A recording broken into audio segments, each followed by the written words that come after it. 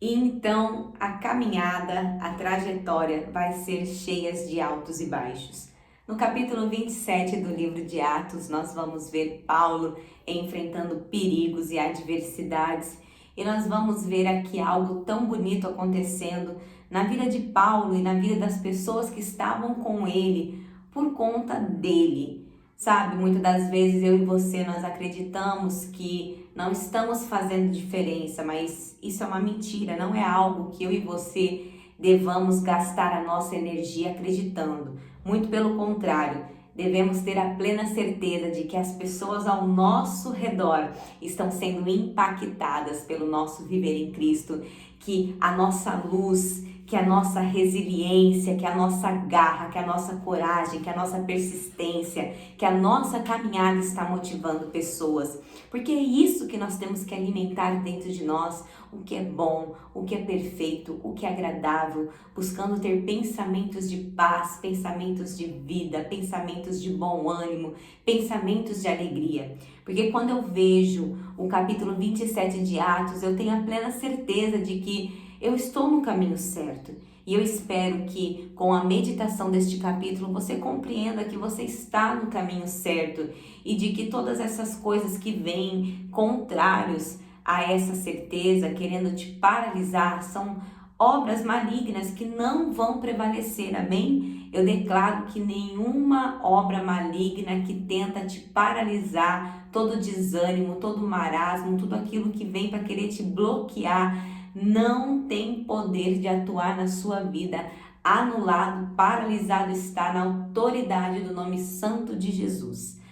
Irmãos, eu sou a pastora Ana e eu quero compartilhar com você com muita alegria este devocional. Para mim, o devocional ele é mais que um vídeo que eu gravo, mas é um estilo de vida, aonde ali ao longo do meu dia eu faço dessa palavra o meu alimento sólido que vem me fortalecendo, e eu espero que você consiga se conectar com a fonte através deste vídeo, deste devocional.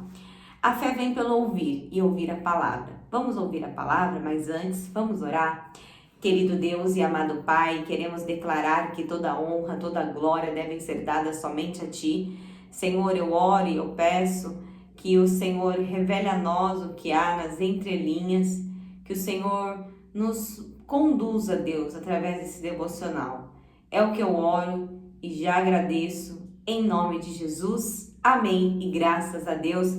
Aleluias. Então aqui nós vamos ver que Paulo, ele é enviado para a Itália. Amém?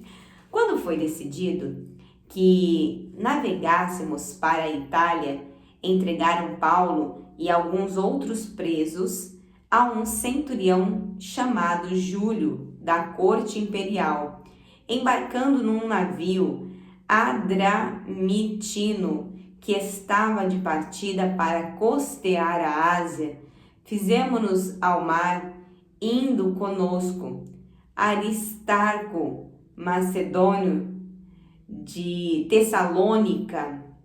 No dia seguinte chegamos a Sidom e Júlio, tratando Paulo com humildade, permitiu-lhe ir ver os amigos e obter assistência. Portanto, dali navegávamos sob a proteção de Chipre, por serem contrários os ventos. E tendo atravessado o mar, ao longo da Sicília e Panfilha, chegamos a Mirra, na Lícia. Achando ali o centurião, um navio de Alexandria, que estava de partida para a Itália, nele nos fez embarcar. Navegando vagarosamente muitos dias e tendo chegado com dificuldade de fronte de Genido, não nos sendo permitindo prosseguir por causa do vento contrário, navegamos sob a proteção de Creta, na altura de Salmona, costeando-a penosamente. Chegamos a um lugar chamado Bons Portos, perto do qual estava a cidade de Lazéia. Depois de muito tempo, tendo se tornado a navegação perigosa e já passado o tempo do dia do jejum, admoestava-os Paulo, dizendo-lhes: Senhores, vejo que a viagem vai ser trabalhosa, com dano e muito prejuízo, não só de carga e de navio, mas também de nossa vida. Mas o centurião dava mais crédito ao piloto e ao mestre do navio do que ao que Paulo dizia. Não sendo o porto próprio para invernar, a maioria deles era de opinião que partissem dali. Aleluias, aleluia. Para ver se podiam chegar a Fenícia. E ia passar o inverno, visto ser um porto de Creta, o qual olhava para o nordeste e para o sudeste. Soprando brandamente o vento sul, e pensando eles ter alcançado o que desejavam, levantaram âncora e foram costeando mais de perto a ilha de Creta. Entretanto, não muito depois, desencadeou do lado da ilha um tufão de vento chamado Euroaquilão, e sendo o navio arrastado com violência, sem poder resistir ao vento, cessamos a manobra e nos fomos deixando levar. Passando sob a proteção de uma ilhota chamada Cauda, a custo conseguimos recolher o bote e, levantando, usaram de todos os meios para cingir o navio. E temendo que dessem na Sirte, arriaram os aparelhos e foram ao léu. Açoitados severamente pela tormenta no dia seguinte, já aliviavam o navio. E ao terceiro dia, nós mesmos, com as próprias mãos, lançamos ao mar a armação do pavio. E, não aparecendo havia já alguns dias nem sol nem estrelas, caindo sobre nós grande tempestade, dissipou-se afinal toda a esperança de salvamento. Havendo todos estado muito tempo sem comer, Paulo, pondo-se em pé no meio deles, disse: Senhores, na verdade era preciso terem me atendido e não partir de Creta, para evitar este dano e perda. Mas já agora vos aconselho bom ânimo, porque nenhuma vida se perderá de entre vós, mas somente o navio. Porque esta mesma noite um anjo de Deus, de quem eu sou e a quem sirvo, esteve comigo, dizendo: Paulo, não temas. É preciso que compareças perante César, e eis que Deus, por sua graça, te deu todos quantos navegam contigo. Portanto, senhores, tende bom ânimo, pois eu confio em Deus, que sucederá do modo por que me foi dito. Porém, é necessário que vamos dar uma ilha. Quando chegou a 14ª noite, 14 dias, sendo nós batidos de um lado para o outro no mar Adriático, por volta da meia-noite, pressentiram os marinheiros que se aproximavam de alguma terra. E lançando o prumo, acharam 20 braças. Passando um pouco mais adiante, tornando a lançar o prumo, acharam 15 brasas. E receosos de que fôssemos atirados contra lugares rochosos, lançaram da popa 4 âncoras e olhavam para que rompesse o dia. Procurando os marinheiros fugiram do navio e, tendo arriado o bote no mar, a pretexto de que estavam para largar âncoras da proa, disse Paulo ao centurião e aos soldados: se estes não permanecerem a bordo, vós não podereis levar-vos. Então os soldados cortaram os cabos do bote e o deixaram afastar-se. Enquanto amanhecia, Paulo rogava a todos que se alimentassem, dizendo: hoje é o 14º dia em que esperando estais sem comer. Nada tendo provado, eu vos rogo que comais alguma coisa, porque disto depende a vossa segurança, porque nenhum de vós perderá nem mesmo um fio de cabelo. Tendo dito isto, tomando um pão, deu graças a Deus. Deu graças a Deus na presença de todos e depois de o partir começou a comer. Todos cobraram ânimo e se puseram também a comer. Estávamos no navio 276 pessoas ao todo. Refeitos com a comida, aliviaram o navio lançando trigo no mar. Quando amanheceu, não reconheceram a terra, mas avistaram uma enseada onde havia praia. Então consultaram entre si se não podiam encalhar ali o navio, levantando também os traumas, aleluias, glórias a Deus, levantando as âncoras. Deixaram-no ir ao mar, largando também as amarras do leme e alcançando a vela de proa ao vento. Dirigiram-se para a praia, dando, porém, um lugar onde duas correntes se encontravam, encalharam ali o navio. A proa encravou-se e ficou imóvel, mas a popa se abria pela violência do mar. O parecer dos soldados era que matassem os presos, para que nenhum deles mandado fugisse. Mas o centurião, querendo salvar a Paulo, impediu-os de o fazer e ordenou que os que soubessem nadar fossem os primeiros a lançar-se ao mar e alcançar terra. Quanto aos demais, que se salvassem uns em tábuas e outros em destroços do navio, e foi assim que todos se salvaram em terra. Há detalhes aqui muito importantes que nós poderíamos falar aqui de uma forma bem longa, mas sendo breve e trazendo algo que vai ser aplicável para a sua vida, eu vejo aqui pontos primordiais.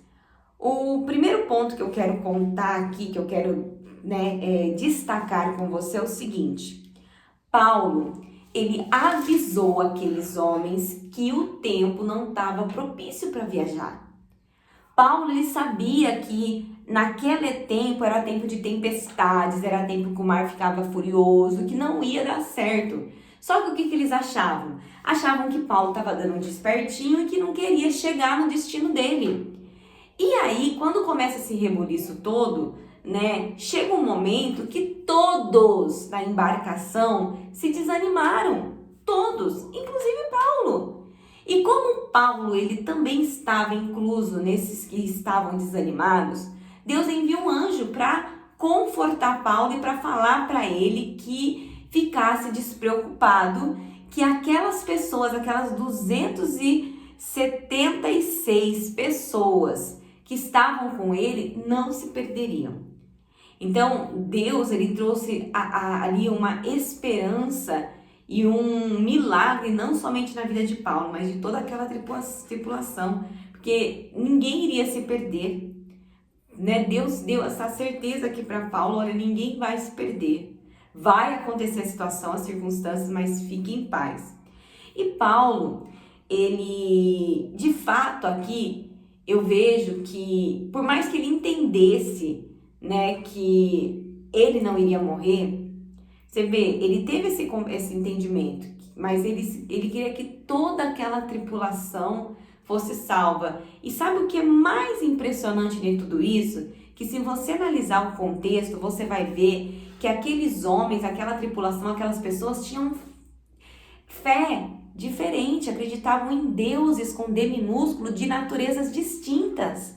E eles estavam ali, cada um apelando para o seu Deus.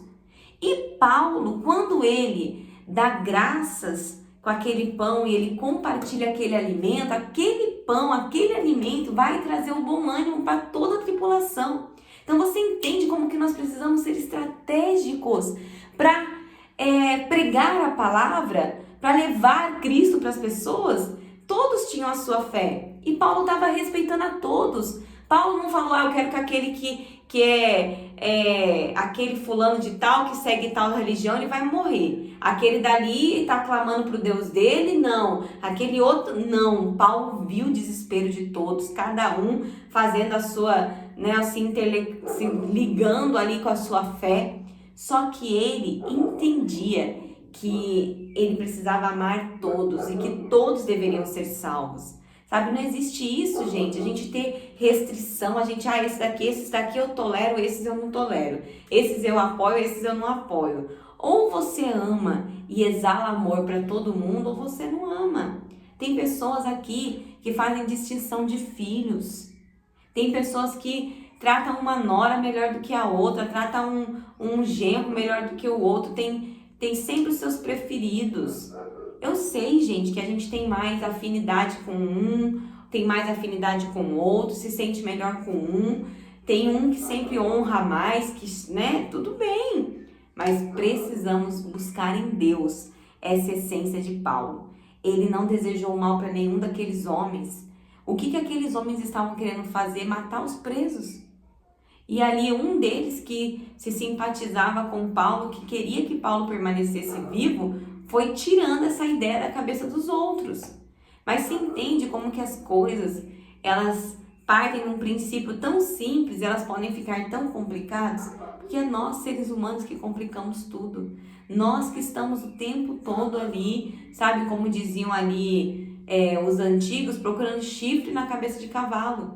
E não pode ser assim, meu irmão. Entenda qual é o seu chamado, qual que é a sua missão hoje, né?